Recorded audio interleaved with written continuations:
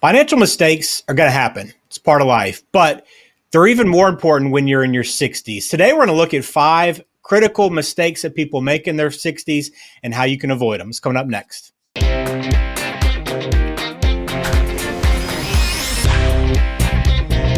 Welcome in. Glad to have you on Perfect Game Retirement. I'm Ben George with Ryan Ledden at Black Oak Asset Management. Ryan, good to see you on camera finally. We haven't done this as much, right? We've been on podcasting for a while, even doing some radio now, but good to see your face on video. Yeah, I've been encouraged to do this for a long period of time, and obviously you see a lot of podcasters out there with the video. So this is we kind of took the radio step. Now we're doing this as well. So I'm excited to do it. Yeah, I am as well. If you haven't subscribed to the channel, please do that. I know you have a lot of content you do, even just for throwing out a video every week to your clients that you work with. It's thoughts on what's happening in the financial world. So you'll find of interest in that. But today I want to talk about mistakes to avoid in your 60s. Ryan, we all make mistakes. I know that. And I think we've talked about this. I know you talk with your clients all the time. But the closer you get retirement, it's just tougher and tougher to make those mistakes good and make corrections, isn't it? It is. I mean, sometimes I work with younger people that are in their 30s and 40s, and sometimes they're like, why is this important now? I'm like, because these decisions they're just the decisions down the road that you have to make it way, way easier. So yeah, when you're in your 60s, there may be less flexibility, but again, it's never too late to get this stuff done and to start planning it. But yeah, there is a little less flexibility to those types of decisions, but still important. Yeah, so we'll have 5 we're going to work through today and talk about why they're important and also how you can correct them. So retirement planning, let's start there. For people that ignore retirement planning, either they like to do it themselves or they think, hey, look, I still got some time, Ryan. I got 5, 6, 7 years before retirement. I got plenty of time to figure this stuff out.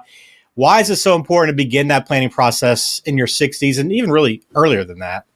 Yeah, because there's just so many different scenarios, Ben, that you can take people through. And I know in our minds, we plan sometimes in a very linear fashion, and that's not life doesn't happen linear. There's always changes. And the funny thing is when we give people like their retirement plan, then we say, okay, here you go, but that's not going to be how it's going to work out. And they kind of like scratch their head. I'm like, it's just, there's going to be pivots that we're going to have to do and decisions that we're going to have to make. But, with technology and software now, I mean, they run all these, thousands of different scenarios that you need to do, because if most people do it on their own, they're maybe doing one scenario or maybe a couple alternatives here and there, but there's so many different things. So, I mean, the retirement plan itself, that's the key of everything.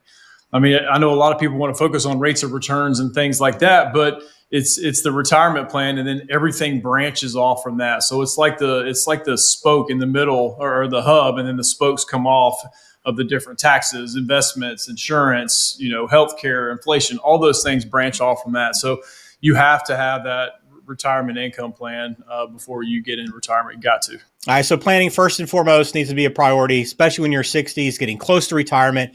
You need to be sitting down and working through that. You can get in touch with Ryan. Go to speakwithryan.com. You can begin that consultation, start talking through what your goals are and what planning might look like for you. All right. Second mistake you need to avoid in your 60s, Ryan, is healthcare costs, right? Ignoring what that healthcare cost might look like, because it's going up more and more every year. It's outpacing inflation, and it can really eat into what you've saved for retirement. Yeah, and I've mentioned this before on the podcast before, but a lot of people, if you have an experience with it, if you have a personal experience with it, whether you're in that sandwich generation and you're taking care of aging parents while you still have kids at home or in college, but if you have a personal experience of taking care of someone or seeing the burden of that and seeing the financial burden really of that, it's easy to have those conversations. But some people just, you see them tighten up and cringe like of that conversation. And sometimes it's a very difficult conversation, knowing we're all going to have some sort of healthcare costs. Obviously, there's huge varying degrees of that. I know we got obviously Medicare and all the different supplements and Advantage and all that. So navigating those waters is one thing, which again, we help clients do, because it can be overwhelming for people that are getting close to that age 65 or 65 or older. You get inundated with solicitations on, buying and purchasing Medicare plans. So we do that for clients, only for clients. We're not doing that just to do a bunch of Medicare plans. They're not fun, but we want to help clients out with that. But then you have additional costs on top of that, because Medicare is not going to cover everything. Medicare is not going to cover nursing care costs if you need that. Not everybody's going to need that. So Getting a long-term care insurance policy, that's maybe not the plan. Maybe it is the plan. Maybe that's the box you want to check, but just kind of know going in that if you're starting to apply for it in your 60s, it's going to be really expensive. So you probably should have done that way earlier, because I know we're kind of focusing on that market that's 60 and over, but long-term care policies should have been done a long time ago. But again, it's still possible. Just could be more costly. Just be aware of that. But then there's life insurance policies, there's annuities, there's different things that can help alleviate some of that cost. Maybe not cover all of it, but there's some good life insurance policies out there that you're basically spending your death benefit while you're alive on long-term care costs. It's got to be a specific type of policy and how it's structured and written. But so there's some good alternatives, just because that market has changed so much. Even since I first got in the industry, it was very easy to get a long-term care policy. A lot of insurance companies offered it. Very few insurance companies offer it now, and the underwriting is very, very scrutinized. I mean, sometimes it's easier to get a life insurance policy than it is a long-term care policy. So got to address it. You got to be aware of it, because it can take a big nest egg, a big chunk out of your nest egg, especially if one spouse takes a lot of the nest egg and then the other spouse is left behind. Again, I'm using stats here and probability. That's probably going to be the female who's still alive, again, depending on ages and all that. But statistics show that that's what's going to happen. So you don't want to use too much of the nest egg and then not have a lot left over for the spouse who's still left behind. Yeah, you can see there's a lot to discuss with healthcare costs, right? I mean, that's just kind of scratching the surface of the planning discussions that you're going to have in your office. So again, don't overlook that. Make that a priority to be thinking about and working through, because it could be a major expense for you in retirement. All right, third mistake to avoid is not protecting your assets. I know, Ryan, a lot of times we're in this growth mode for so long, right? Let's build, let's get returns, let's grow this nest egg as much as we can. But as you start getting close to retirement, you got to kind of shift that, right? And start kind of pulling back and look more towards protecting what you've already grown. That's right. Yeah, it's you want rates of return as we're plowing money into our retirement plans and savings. And yeah, that mindset has to shift a little bit, because you're now in decumulation phase, not accumulation phase. So spreading it out over different asset classes is key. Now, everyone's different as far as how they want to protect their assets. Do they have a pension? What kind of Social Security income do they have? Do they not have Social Security?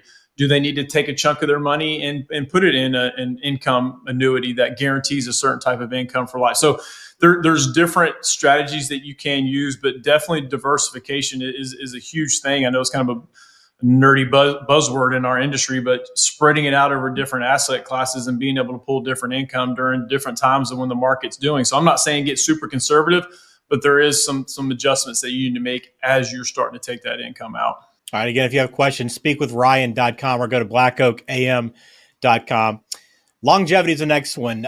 Don't underestimate how long you might be alive. I know a lot of people, Ryan, will just say, well, my parents only lived so long, or I just don't think I'm going to live a long time. But more and more people are living into their 80s, 90s, and that can lend itself to a long retirement.